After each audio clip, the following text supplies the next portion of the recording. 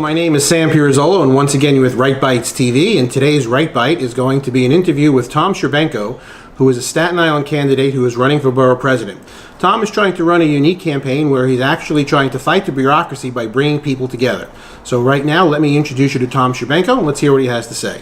Tom? Thanks, Sam. Thanks for coming on to the show. My pleasure. Right, as you pointed out, my whole campaign is about bringing people together. What's bothered me so much, especially in the last year, has been the insults being traded back and forth.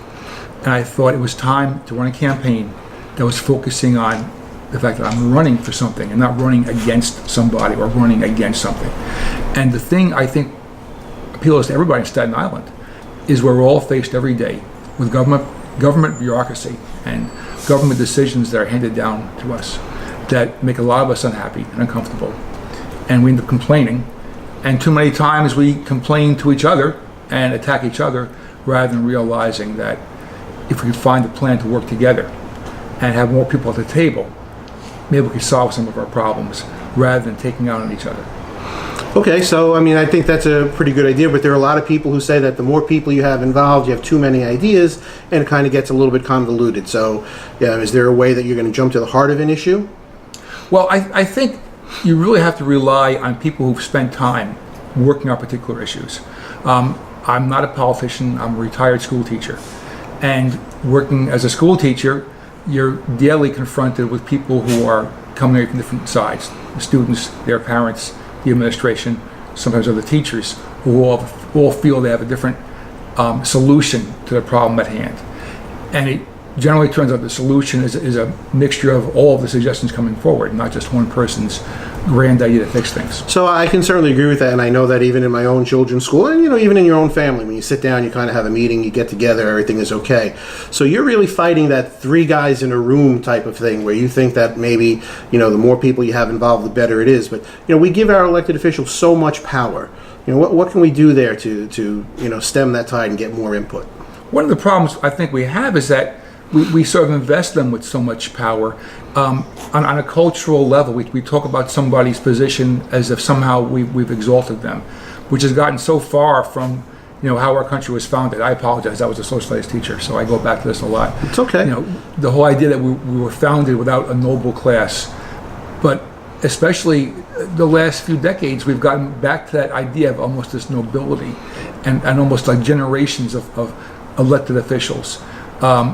And giving them this status so that if you question them, you're the one who's criticized as the person with the problem. It's like, how dare you criticize that person? So do you feel that there is a noble class now? I know that personally I rally against hand-me-down jobs. It goes from the elected person to the chief of staff or to someone who else is chosen. Do you think that's part of the problem? Right. It's not just hand-me-down jobs, but then there's also the feeling of like, well, if I don't go along with this person, I might lose my job or my kid might lose their job. And that's become so entrenched that it becomes difficult to get things done. And people say, well, there's this bureaucracy problem. And part of that problem is that people either depend on their connections to electeds for their jobs, for their livelihood, or they're worried about losing that, so therefore they become extremely defensive about an elected, even if perhaps that person isn't doing their job properly. Okay, so under a Staten Island Shcherbenko administration, what I'm hearing you say is that everyone can keep their job, but we still want to know what you want to do to make things better for you on your island. That works for me, of course. My biggest concern is that the average person's needs aren't being addressed. When I stand at the ferry every day and the people come up to me and talk to me about what's bothering them, it's the same things we've been hearing for years. And you wonder, well, if we knew about this problem years ago, why are we still working on solving it? And whether that's opioids or transportation or the school system, you scratch your head and say, well, I don't understand. I remember talking about this years ago, and we're still talking about it. 100 years ago. 100 years ago. Absolutely. All right, so let's get back to that bureaucracy a little bit. Why is it so difficult maybe to build a school or put a hospital or to do something on Staten Island? Well, when we talk to our electeds, the big answer we always get is, well, we have a budget and we have money.